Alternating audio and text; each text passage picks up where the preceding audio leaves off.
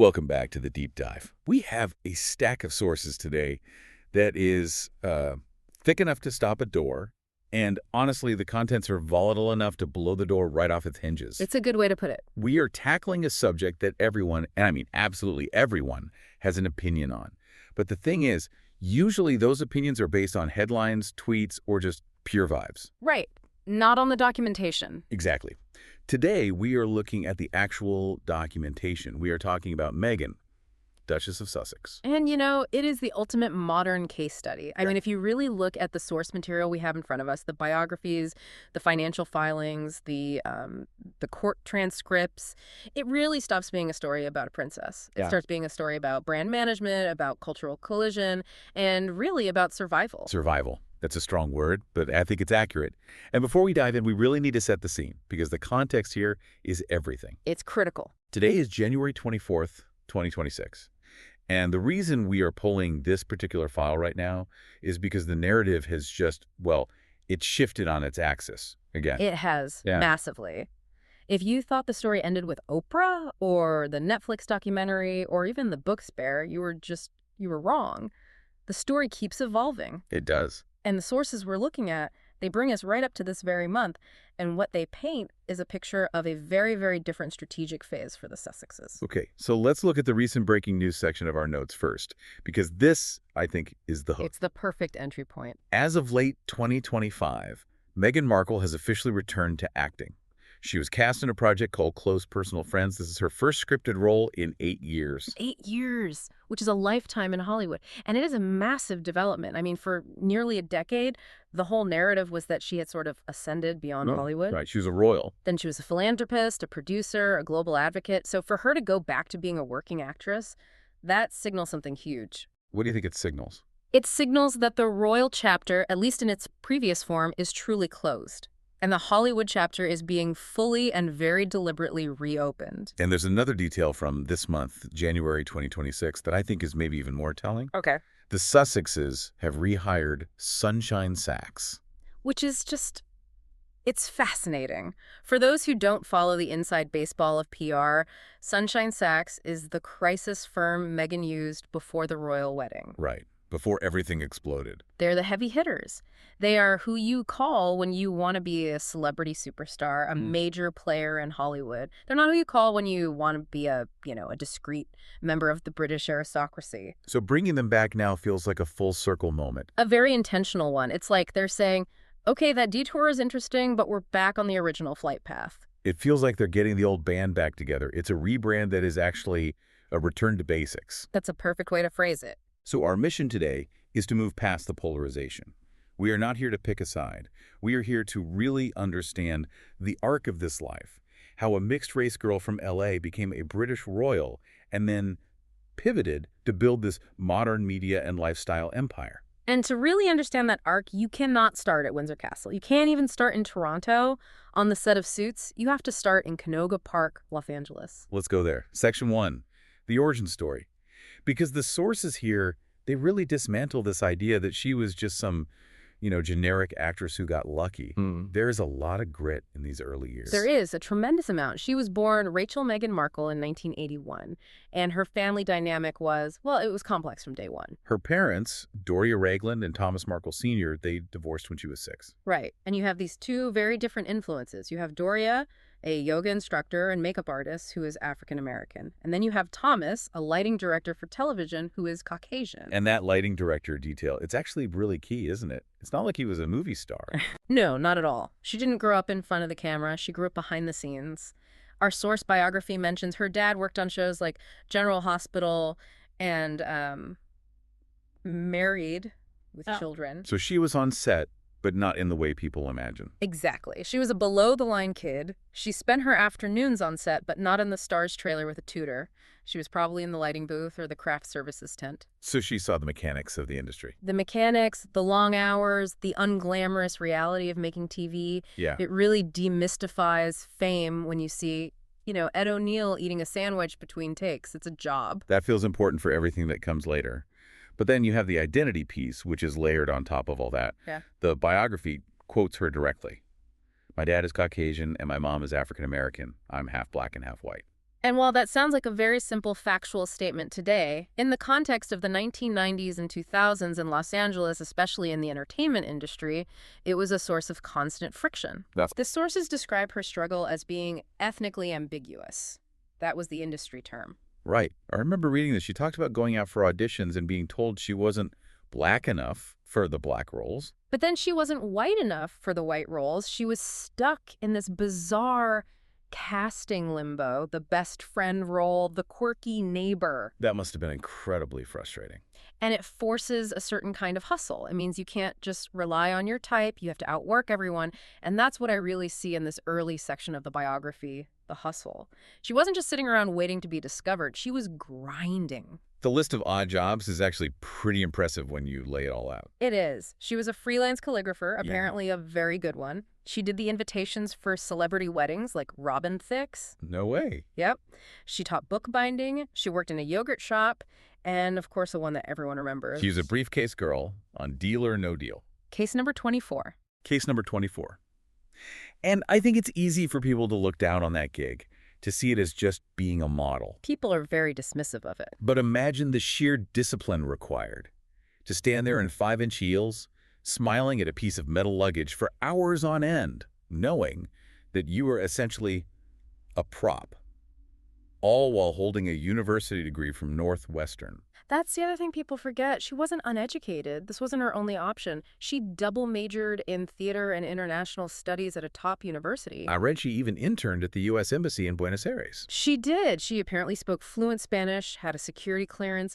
For a while, she seriously considered a career in politics or diplomacy. So standing on that stage holding briefcase number 24, that must have felt like a massive disconnect from her perceived potential. A huge disconnect.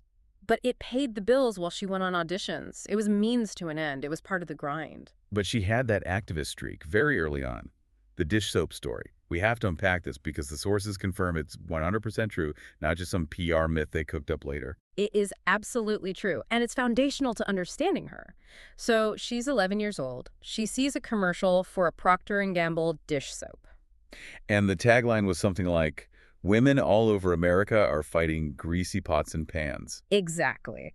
And at 11 years old, most kids are worried about recess or homework. She's worried about gender syntax in advertising. She took offense to it, the implication that only women do dishes.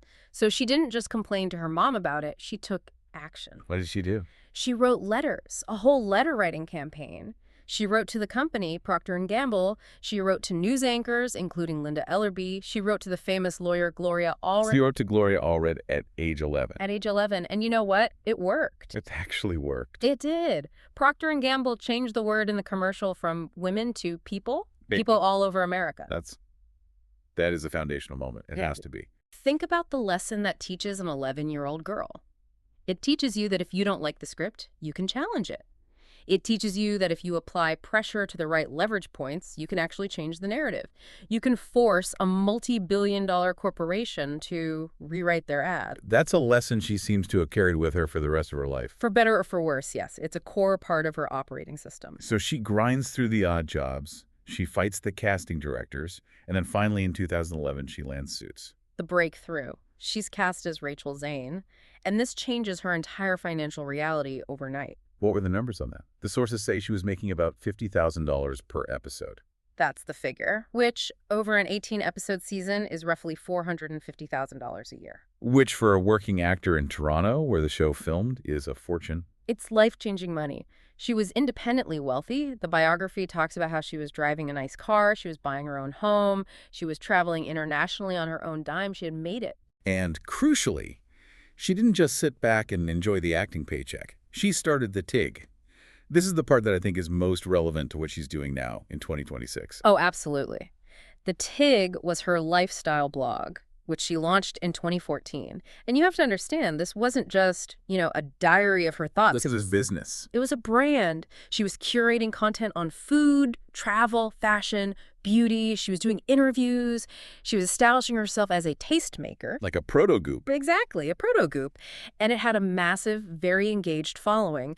This proved her ability to build an audience and curate a specific kind of taste long before her current ventures. It was the blueprint. So let's just put a pin in that for a second. When she meets Prince Harry in mid-2016, she is not Cinderella. She is not some naive girl being plucked from obscurity. Not even close. She is a 35-year-old self-made millionaire with a successful acting career, her own media platform with a huge following, and a very clear, established public voice. And that right there is exactly why the collision with the royal family was so violent, so explosive. Because it was two completely different worlds colliding. You have a woman who is used to controlling her own image, negotiating her own contracts, speaking her mind, building her own brand, and she marries into an institution that relies on hierarchy, silence, and total submission to the firm. It was never going to be a smooth transition. Okay, that's the perfect pivot. Let's move to section 2, the royal collision. Because the timeline here is just breathless. It happens so fast. It's incredibly compressed. They meet in mid-2016, a blind date set up by a mutual friend. The sources say it was via an Instagram connection, which is so modern. Very modern. And by November of that same year, just a few months in, Harry is already issuing this unprecedented statement defending her. That statement in November 2016, that was the first real red flag that this wasn't going to be a normal royal romance. Oh, absolutely. A senior royal had never done anything like it. He publicly condemned what he called the wave of abuse and harassment she was facing from the press and the public. And he didn't mince words. He explicitly called out the racial undertones of the commentary and the outright sexism and racism of social media trolls. He was drawing a line in the sand from day one. He was basically shouting to the world, I am not going to let you do to her what you did to my mother. Which is noble, but it also raises stakes immediately. It put a target on their backs. This wasn't just a marriage anymore. It was a crusade against the media culture that he felt had destroyed his childhood. And yet, despite all that early turmoil, the wedding in May 2018, it looked perfect. It felt like a fairy tale. It was a global spectacle, St. George's Chapel, the gospel choir singing Stand By Me. It genuinely felt, for a moment, like a real modernization of the monarchy. It did. It felt like a hinge point in history. But even within that perfection, the sources show there were already cracks forming. Do you remember the private vows controversy? Oh, right. This came out in the Oprah interview later.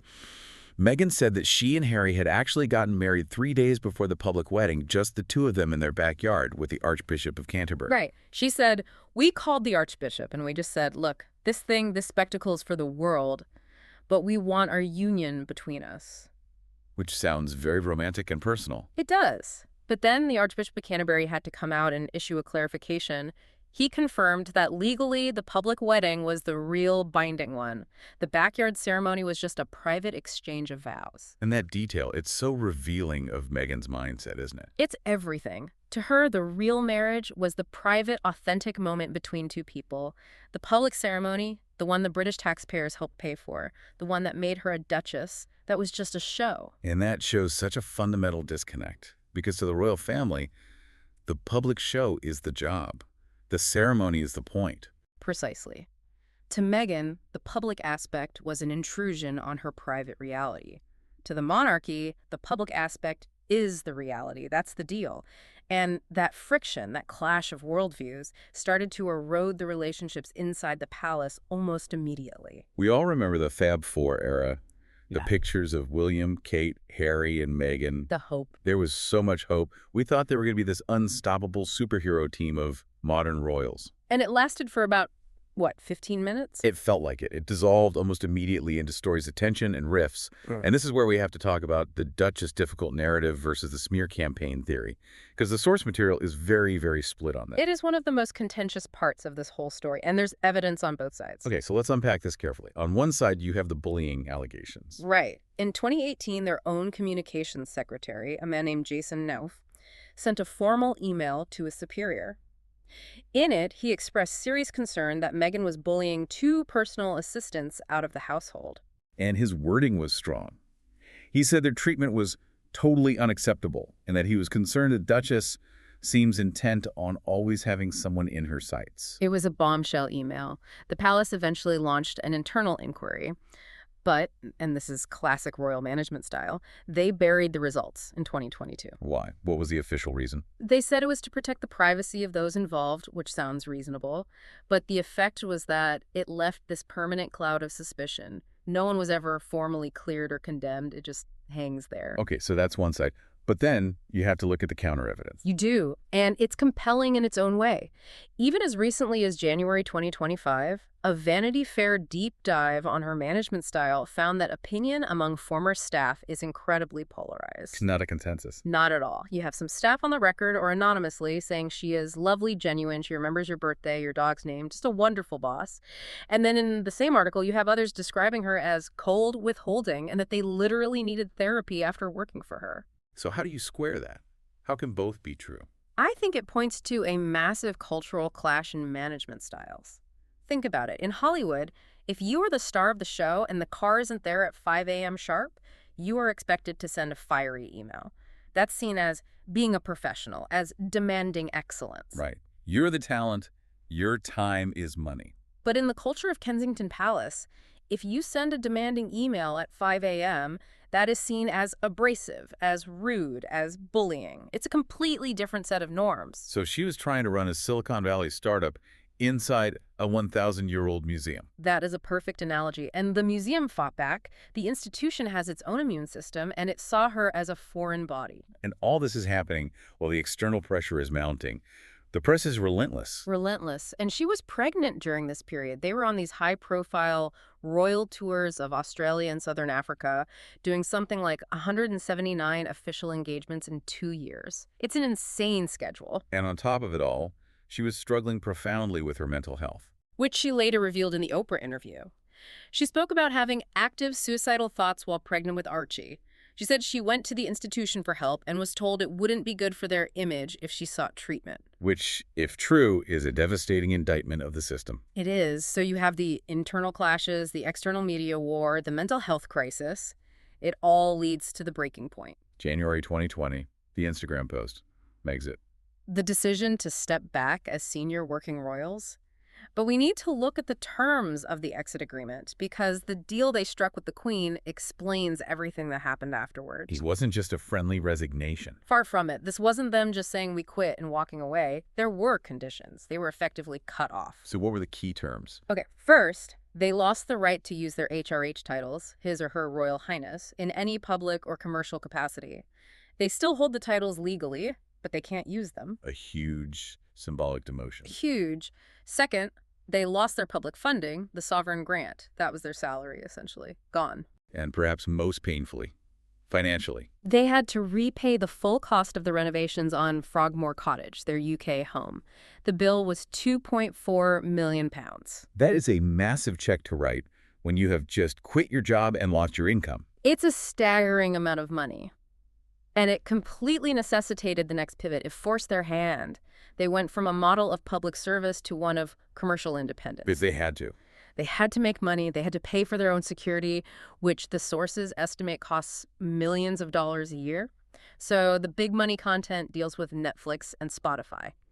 They weren't just vanity projects. They were, at their core, survival mechanisms. And once they were out of the institution and financially independent, the gloves really came off. Completely. Which brings us into Section 3, the media war. Because they didn't just take the bad press lying down anymore, they went on the offensive. They went to court. This section of the source material reads like a legal textbook. It's just a constant battlefield. It is. And the most significant case, by far, was Meghan suing Associated Newspapers. That's the publisher of the Mail on Sunday and Mail Online, for publishing a private handwritten letter she sent to her father. And she won that case, right? She did. After a long fight, she won on the grounds of invasion of privacy and copyright infringement. But the details of the damages award, this is the part that really sticks with me. What were they? She was awarded a confidential sum for the copyright part, which likely covered her legal fees. But for the actual invasion of privacy, she was awarded £1. One single pound? £1. It was entirely symbolic. The judge was basically acknowledging the privacy breach, but the minimal award was, well, it was a bit of a zinger. It was her saying, this wasn't about the money, this was about the principle. You broke the law. A Pyrrhic victory in a way. In some ways, yes, but it set a precedent.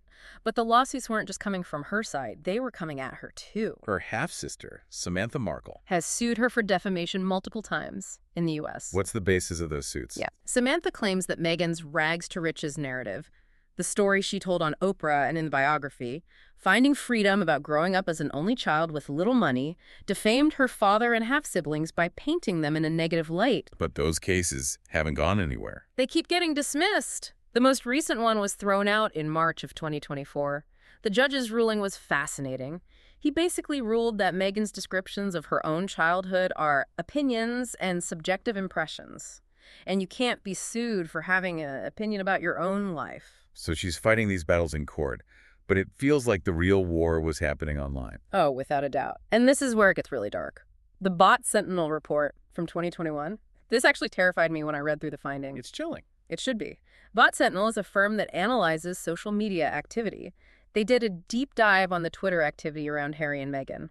What they found was that just 83 accounts. 83. Not 83,000. Just Yeah. 83.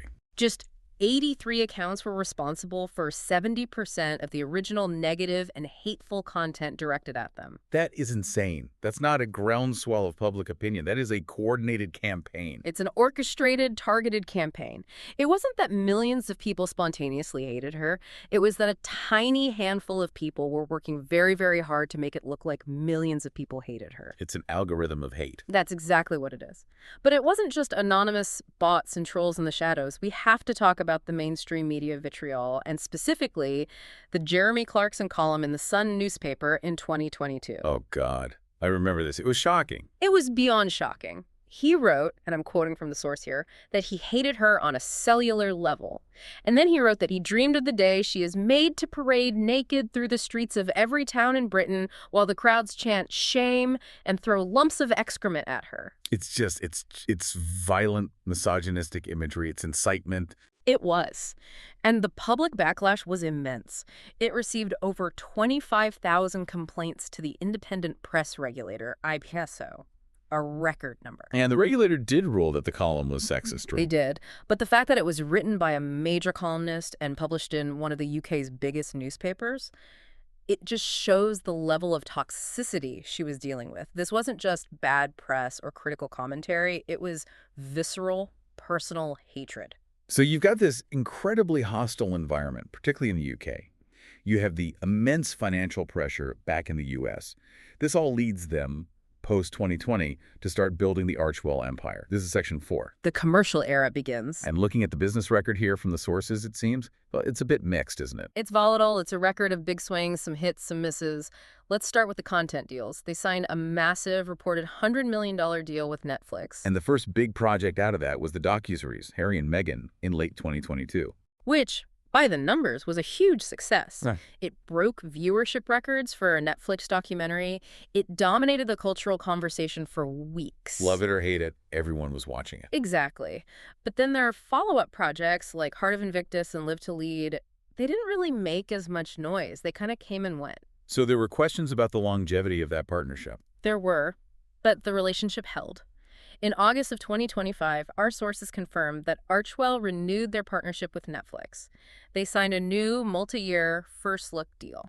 That is a huge vote of confidence for Netflix. It is. It means Netflix is betting that Meghan and Harry still have stories to tell that people want to watch. Spotify, however, that was a very different story. That was a failure. Let's just be honest about it. The sources are pretty clear on this. What happened there? They signed a reported $20 million deal in 2020. And in the nearly 3 years of that deal, Meghan produced one single podcast, Archetypes. And Archetypes was actually pretty good.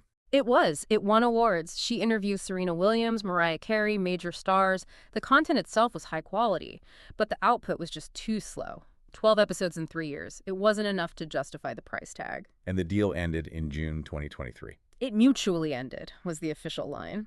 But then a senior Spotify executive, Bill Simmons, went on his own podcast and just unloaded. He called them effing gristers. He did, which was a absolutely brutal PR blow. It fed directly into the narrative that they were all talk and no work, that they take the money but don't deliver the product. But again, look at the resilience. Right. Because that wasn't the end of her audio career. No.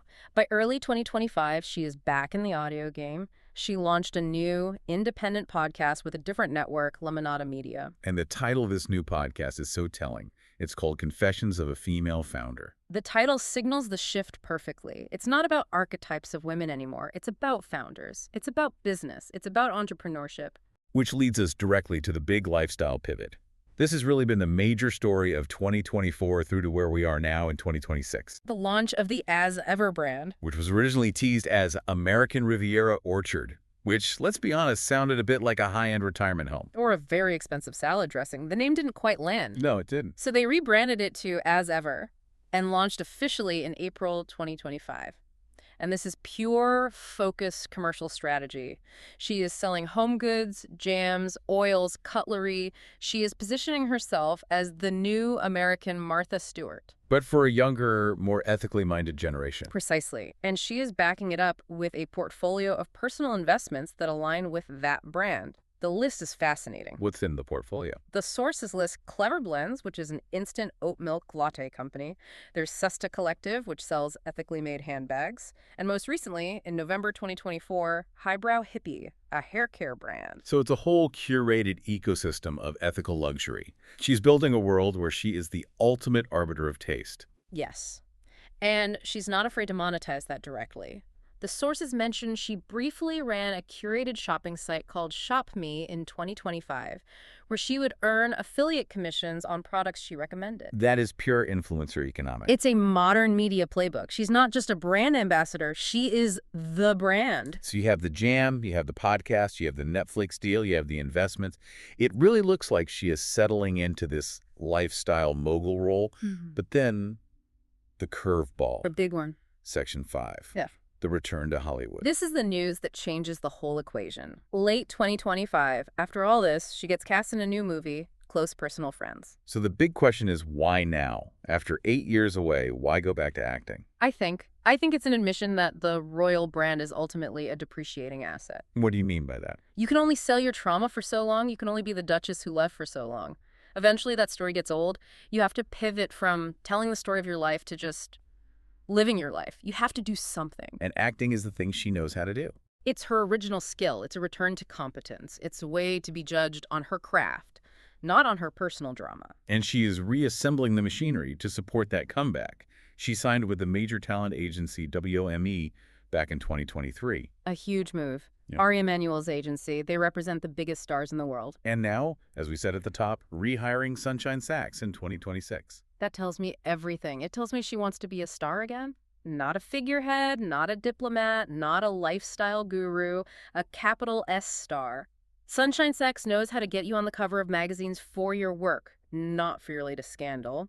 But it's interesting because she hasn't completely abandoned the global advocacy stage. The two still seem to be running in parallel. We have to mention the Nigeria trip in May 2024. That was such a fascinating counter-narrative.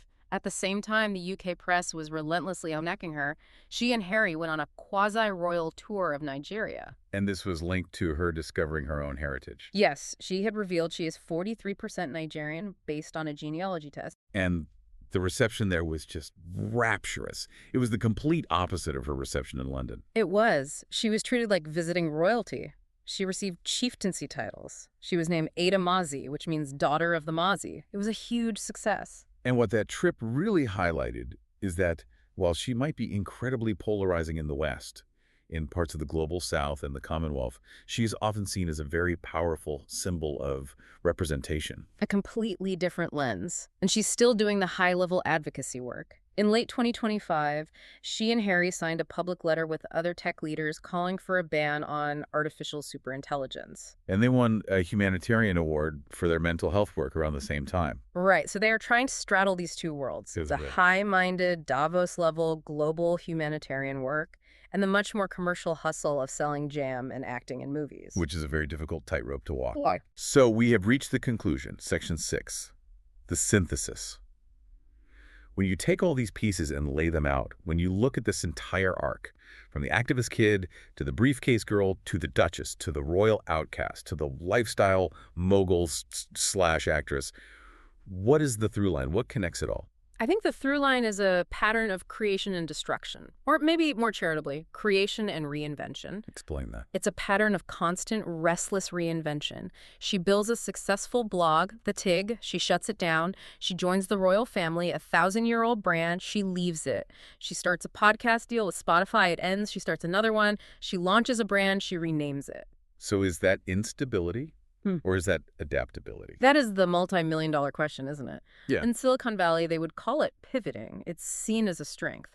In an ancient institution like the royal family, they would call it instability or not being a stayer. She operates with a startup mindset.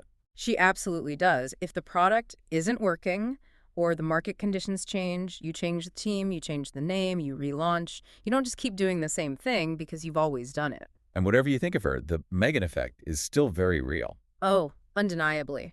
Whether people love her or hate her, they are paying attention. She crashes a website just by wearing a dress. She sparks a record-breaking number of Ofcom complaints with an interview. She moves the needle. It's a fascinating duality. The sources note she is statistically one of the most disliked celebrities in the U.S., according to a 2025 Ranker poll. And yet, in that same period, she signed a new Netflix deal and got cast in a major movie. Hate clicks are still clicks. Outrage is still engagement. The algorithm doesn't care why you're watching. Right. So let's end with a provocative thought for you, the listener. With this return to acting in close personal friends and the launch of the As Ever lifestyle brand, are we finally seeing the version of Meghan she was always meant to be? The final form. Yeah. I mean, if she had never met Prince Harry, is this more or less where she would have ended up anyway, just, with a smaller bank account and less security? That's a great question.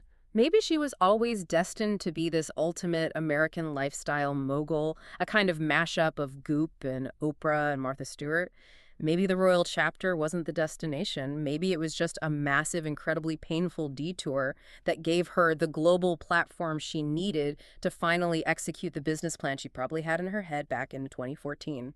So is she a duchess who is now playing an actress? Or was she always an actress who, for a few years, played a duchess? I think based on this timeline, she's an entrepreneur who realized that the title was just the ultimate brand accelerator. It gave her global name recognition overnight. And now that she has the platform, she's jettisoning the parts that didn't work and going back to the work she actually seems to enjoy. Well, one thing is for sure. With Sunshine Sachs back on the payroll and a movie in production, 2026 is going to be anything but quiet for the Sussexes. It never is. The story's never over. That is all the time we have for this deep dive. We've unpacked the source material as best we can, but as you said, the story is still being written. Thanks for listening. Thank you.